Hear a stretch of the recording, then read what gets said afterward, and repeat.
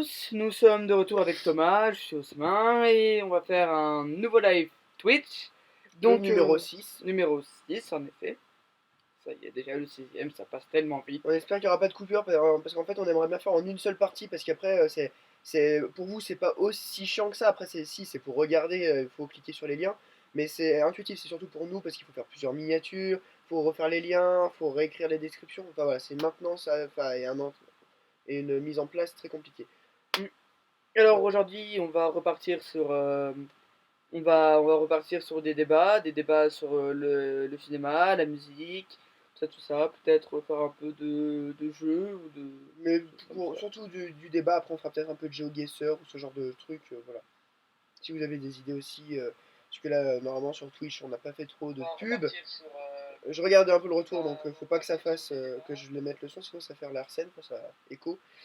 Mais si vous avez des idées dans les rediffs YouTube, n'hésitez pas à mettre des commentaires, hein, de toute façon on verra. Et puis voilà. Alors, on regarde pour bien avoir le retour. Voilà. Et bien voilà, waouh, on est beau à l'écran, on a mis une belle lumière, on est bien mis en valeur, hein. On s'est mis du gel. Putain, c'était cool. Pardon. Ça vibre. C'est pas un vibromasseur, hein, c'est juste un téléphone. Donc, on peut éventuellement commencer. Qu'est-ce que t'en penses?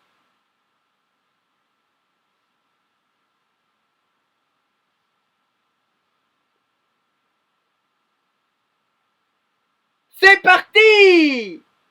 le gros pénis. Hop, on met hop comme ça, on décale un peu pour les téléphones. Et maintenant, on va sur Google. Faut pas que ça coupe trop.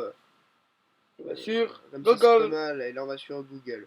Donc, Google. toujours. Oh, que c'est bizarre. On tombe sur Bilo Studio comme par NASA.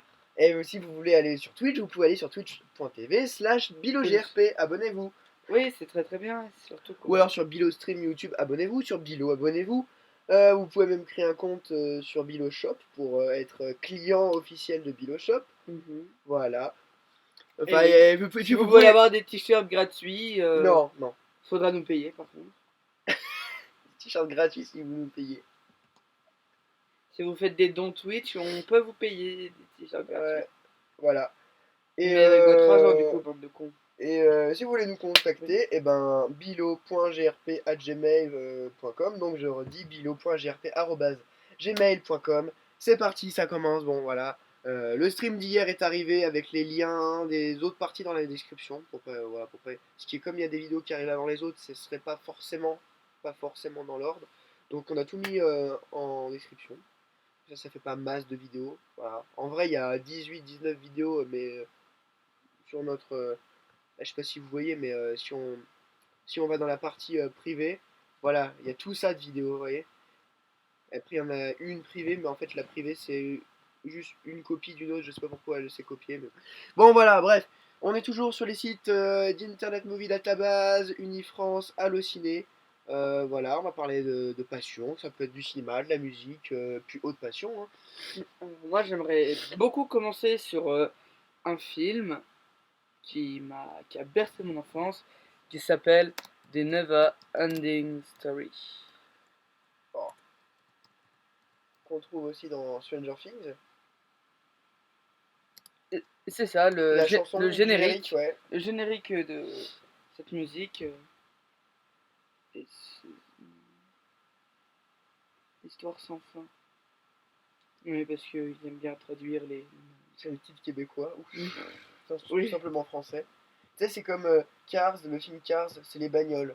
Bagnoles, bah oui, c'est bien bagnoles. Furious, c'est rapide et furieux. Des fois, vaudrait mieux pas traduire. Ah non, ça c'est sûr. Ça enlève carrément le mythe du film. Voilà. Never Ending Story. Alors, bah, raconte un peu le synopsis. Hein.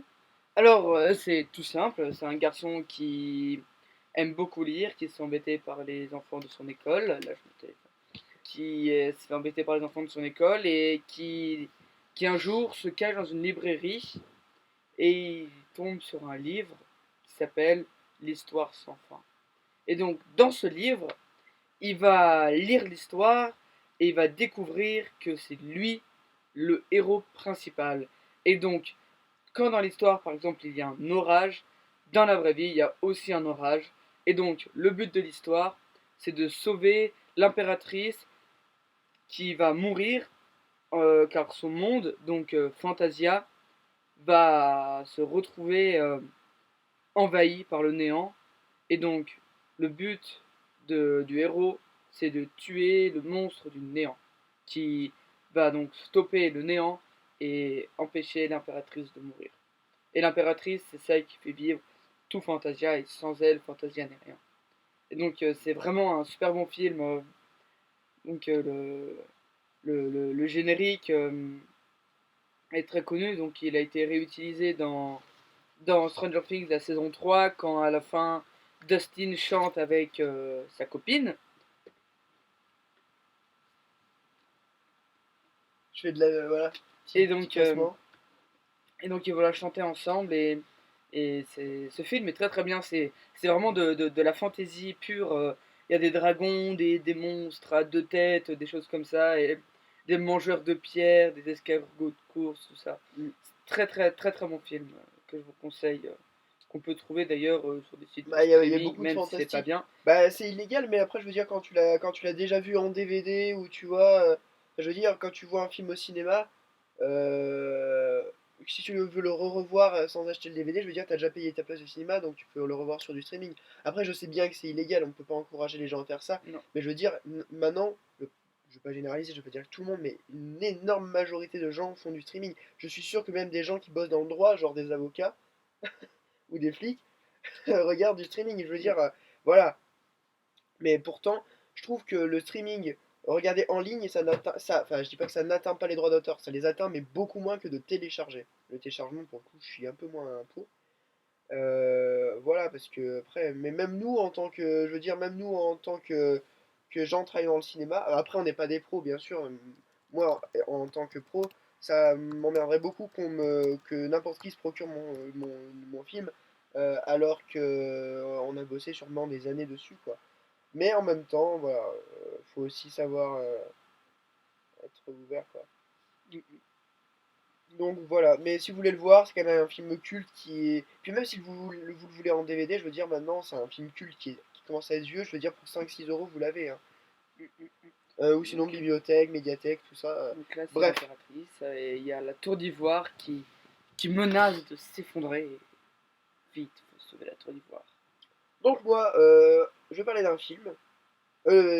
Bon, t'as dit ton avis, c'est un film qui a bercé ton enfance, etc. Bah moi aussi, un film qui a bercé mon enfance, qu'on a brièvement évoqué hier soir, et dont on a dit qu'on parlerait, et qu'on a oublié de développer, enfin même de parler tout court, et il a aussi bercé son enfance, mais la mienne c'est sûr, c'est un film qui commence par un E et qui termine par un T. Euh, donc c'est un film de Steven Spielberg, hein, qui fait partie du listing de nos réalisateurs vraiment préférés, nos réalisateurs du cœur. Donc c'est un film, en gros, qui mélange le fantastique, un peu de comédie, d'extraordinaire, qui mélange les styles au carrefour de plusieurs cultures, la culture en même temps un peu hippie des années 80, la culture vraiment cool, ambiance, voilà, qui est un des films d'inspiration qui a inspiré, pardon, Stranger Things. Stranger Things, de toute façon, se sont inspirés de l'univers de Spielberg, de l'univers de Stephen King, dont on pourra parler aussi si on refait un live au niveau littéraire. Parce que Stephen King, c'est aussi un mec. Je veux dire, on pourra aussi parler de Shining, enfin les adaptations cinématographiques. Bon, pour l'instant, c'est E.T. Et E.T., c'est vraiment un film, bah, pour ceux qui connaissent pas, mais je pense pas que les gens ne connaissent pas. En tout cas, si vous connaissez pas vraiment, après, on va pas dire que. Oh putain, c'est bête, ça a coupé. Attends, ça a coupé. Non, ça va pas couper. Ça veut juste dire que t'as marqué un site internet. Ah,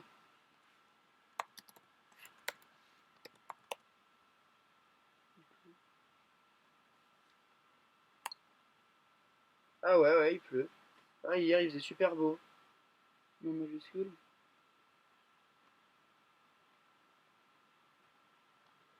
Petit problème technique, ça arrive toujours. Ah, tu vois, il me le Extraordinaire. propose. C'est pas qu'il n'y a pas de wifi, hein, Ah, voilà, là on le voit. là on le voit. Normalement, parce que normalement il y a les points, nous on aime bien l'écrire en vrai. Voilà, c'est comme la guerre des étoiles. Déjà, c'est pas la guerre Les des étoiles. Goonies. Je trouve que ce nom il est pourri, la guerre des étoiles. Parce que c'est Star Wars et c'est les guerres de l'étoile plutôt le titre français. Parce que c'est la guerre des étoiles. Wars, War, c'est la guerre. Et ils mettent un S donc c'est au pluriel. Donc c'est à dire que c'est les guerres et l'étoile, il y en a une seule, c'est l'étoile noire. Donc déjà la traduction française est pas du tout bon. Voilà. En tout cas, on va parler d'E.T. Voilà, donc l'affiche, bon là c'est le DVD est encore sous blister, mais voilà la figurine d'E.T. Wow, vous pourrez s'acheter ça hein, en cire, réplique 12. Voilà, vous en avez d'autres. Bon voilà. Donc c'est ou alors ce fond d'écran qui est joli aussi. Mm. Bah, en gros pour ceux qui connaissent pas, E.T. c'est un. Je viens de recevoir une notif. Donc E.T. c'est un film qui, donc j'ai dit, qui mélange aussi le carrefour de plusieurs cultures. La culture hippie qu'on aurait beaucoup aimé connaître, mais en même temps nous on connaîtra sûrement des choses que les générations d'avant n'ont pas connues. Enfin voilà. Mais du coup, c'est une ambiance qui est toute particulière et c'est une ambiance où à l'époque la science avance beaucoup. Un vaisseau spatial en fait au début du film se pose et ce sont des extraterrestres qui viennent d'une autre planète. Donc là on est carrément dans le fantastique, hein. Et ce sont des extraterrestres qui viennent découvrir, visiter la planète Terre. Sauf qu'ensuite il y a la menace de l'homme parce que les hommes se sont rendus compte avec des radars, puis tout simplement parce qu'ils ont dû l'observer et avoir des signes avant-coureurs, que les extraterrestres étaient posés, sûrement parce qu'ils ont dû voir aussi le vaisseau, enfin voilà, pour des raisons archi simples. Donc ils avancent, ils retournent à la forêt, et donc les extraterrestres sont paniqués, retournent vers le vaisseau, sauf que un est oublié et n'a pas le temps de monter, et c'est E.T.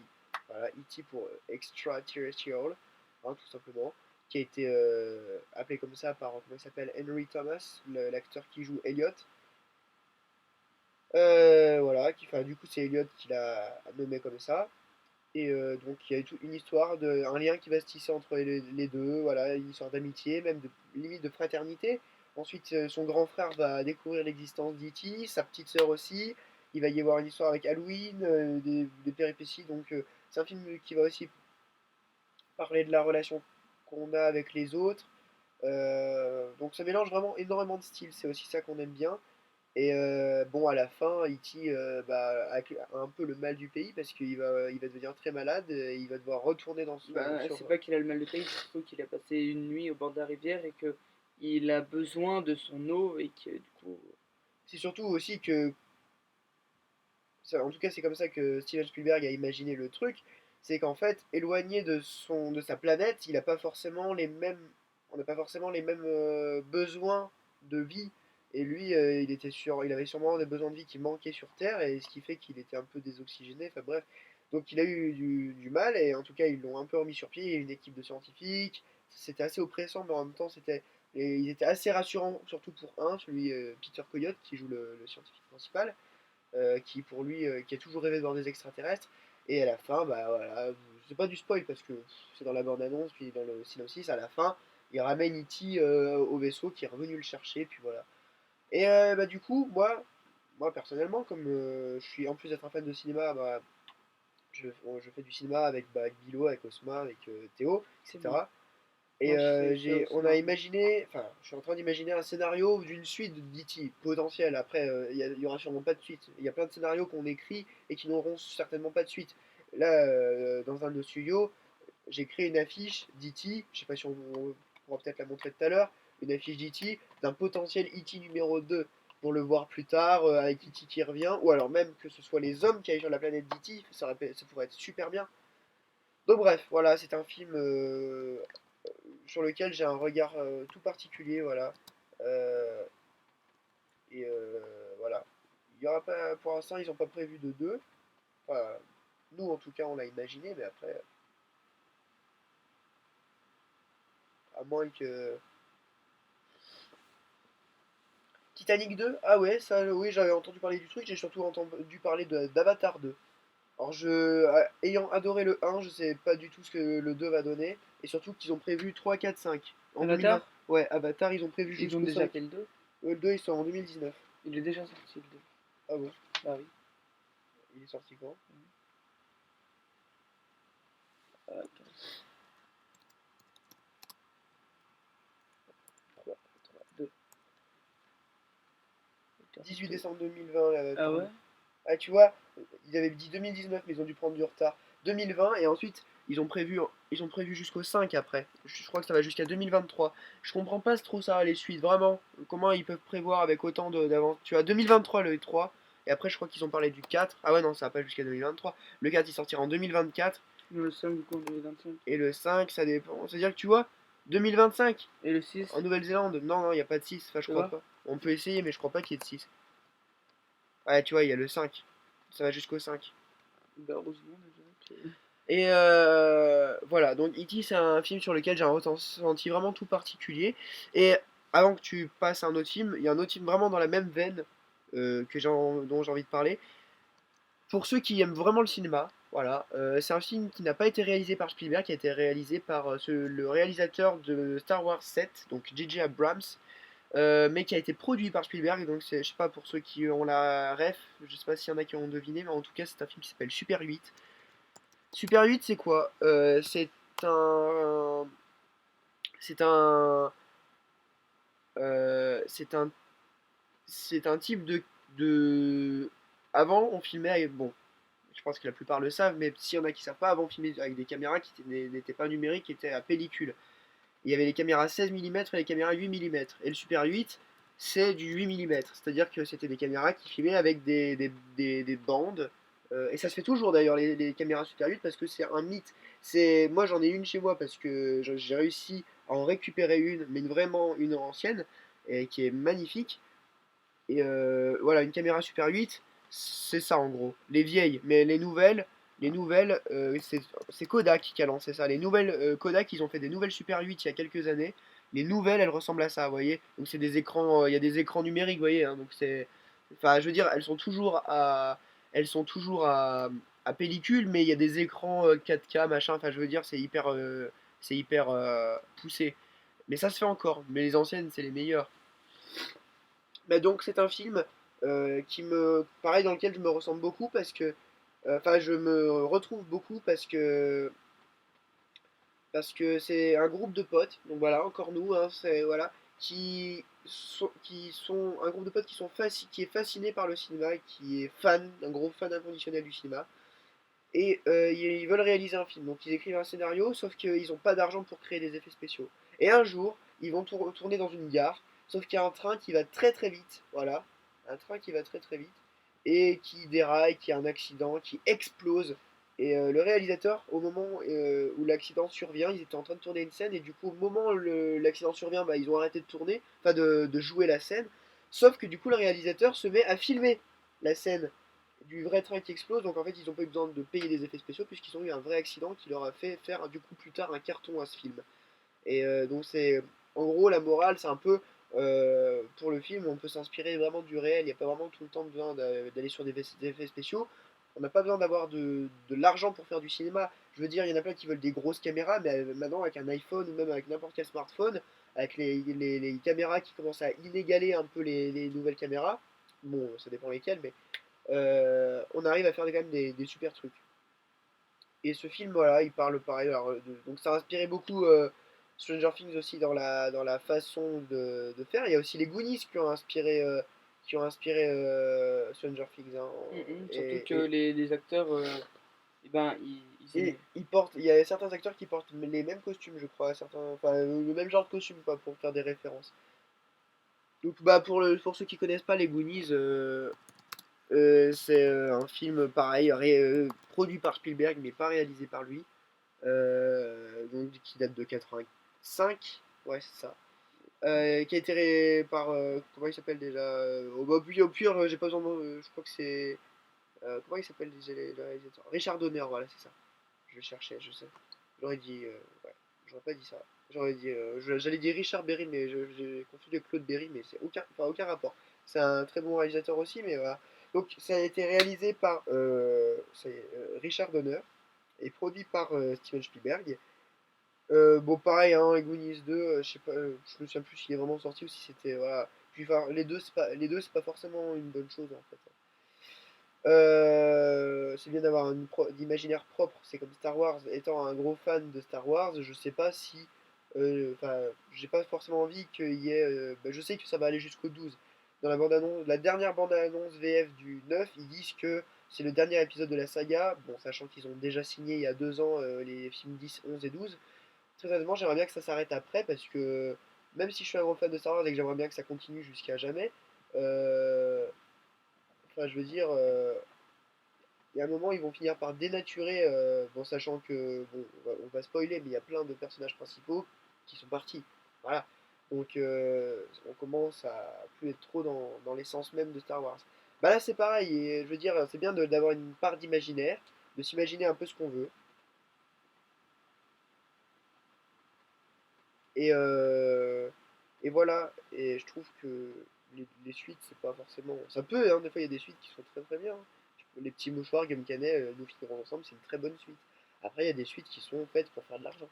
Bon, alors Osman, toi, Alors, moi, je voulais continuer sur un film très peu connu. Il y a eu deux films qui portent le même nom, mais moi, le film que je vais alors vous par contre, parler. on va pas rester hyper longtemps avec vous en connexion parce que on a encore entre 5 et 10 minutes de libre, mais après, il va falloir qu'on s'en aille parce qu'on va être occupé. Voilà. Alors, moi, c'est un film. Je suis pas sûr de l'écriture, hein. C'est un film qui s'appelle Labyrinthe. Avec David Et Bowie. dedans, David Bowie joue. Et donc, c'est l'histoire d'une fille qui fait peur à son enfant par rapport à des petits monstres qui peuvent venir l'attraper pendant la nuit. Et du coup, elle lui fait peur à son petit frère qui est là. Et, euh, et donc, son petit frère se fait attraper par les monstres. Et donc, les petits monstres, elle décide d'aller le récupérer. Et donc, dans ce monde, eh ben, c'était un gros labyrinthe. Et au milieu, il y a un- une tour un peu où vit David Bowie, du coup. Et donc, dedans, c'est une espèce de comédie musicale parce que, du coup, David Bowie, je sais pas si vous entendez, vous connaissez, c'est quand même un très très bon chanteur. Et donc, elle décide de faire le labyrinthe. Elle tombe un peu sur certains pièges du labyrinthe. Et à la fin, elle essaye de récupérer son frère. J'ai envie essayer de vous montrer les petits monstres parce que c'est un très vieux film. Et du coup, les monstres, c'est de la vieille science-fiction et c'est Alors celui-ci, par presque exemple, rigolo. je l'ai jamais vu, ce film. Mais moi, Voilà, étant un gros fan de David Bowie, je vais certainement le voir. Voilà, il y a aussi. c'est ce genre de monstre. Voilà, mais il y en a qui vont dire maintenant, avec ce qu'on fait en image de synthèse, machin, ça c'est nul. Je Non. trouve que pour l'époque, c'est voilà, c'est comme Alien. Voilà, Mm. alors Alien, pareil, ça, 1986. on l'a peut-être pas dit aussi pour Alien, mais Alien, la scène mythique. Donc Alien, pareil, c'est un film mythique que j'adore. Et Alien, enfin surtout le 1, parce qu'après les autres, bon voilà quoi, hein. C'est comme les Terminators, il y a un moment, il faut savoir se retirer. Après, bon, j'ai pas vu le dernier, mais. Euh, après, il y a toutes les séries Mission Impossible, L'Arme Fatale qui sont très bien aussi. En tout cas, la scène avec le monstre qui sort du ventre, hein, si vous voyez, c'est la scène vraiment mythique du film. C'est une scène qui fait toujours autant d'émotions aux gens parce que c'est une scène qui est réelle. C'est-à-dire que c'est une scène qui a été vraiment tournée. C'est-à-dire que les réalisateurs et les décorateurs ont fait sortir tout le reste de l'équipe pour préparer et en fait vraiment faire un truc impressionnant. C'est-à-dire que ils ont mis un acteur avec un faux buste et ils ont mis le monstre, mais après ils ont mis des éclats de sang, des petites bombes de sang, ce qui fait que du coup ils ont tout géré à la télécommande et en fait les acteurs n'étaient pas mis au courant de la façon dont ça allait être mis en scène. Du coup ils ont été surpris et de ce fait, en fait, leur réaction est carrément authentique parce qu'ils n'auraient pas joué de la même manière s'ils avaient été au courant. Donc, il y a une vidéo qui explique très bien ça, voilà. Et c'est pour ça que cette scène fait toujours autant voilà, de choses, voilà. C'est quand même assez répugnant. Et pour parler du film dont tu parlais avec, bon voilà, du coup, c'est pour l'époque, c'est quand même des très bons effets spéciaux. Et pour en revenir au côté comédie musicale, il y a une comédie musicale. Bon, j'aime bien les comédies musicales, moi. Et il y en a une que j'ai revue il y a pas longtemps. justement, il y a quelques jours, quelques semaines, qui s'appelle Singing in the Rain, avec Debbie Reynolds. Alors pour ceux qui connaissent pas Debbie Reynolds, la mère de Carrie Fisher qui a joué Princesse Leia dans Star Wars. Si je me trompe pas, hein. Normalement c'est ça, hein. Voilà, donc c'est une comédie musicale qui se passe à Hollywood, dans les studios. L'acteur principal, qui est également co-réalisateur, est un mec qui est très connu dans le musical, qui dansait à l'époque. Donc voilà. Et donc là, on va bientôt se quitter parce que ça va être la fin. Et on va devoir s'en aller. Et je pense que c'est sur ces bonnes paroles qu'on va pouvoir se Mm, quitter. mm, mm. Très Euh, bon live, il n'a pas du tout quitté. J'ai c'est bien très aimé, bien. c'était Voilà, bien. il va On a, pouvoir on a l'importer. fait plusieurs films, en espérant se revoir bientôt pour parler d'autres films. Eh bien, salut et à bientôt.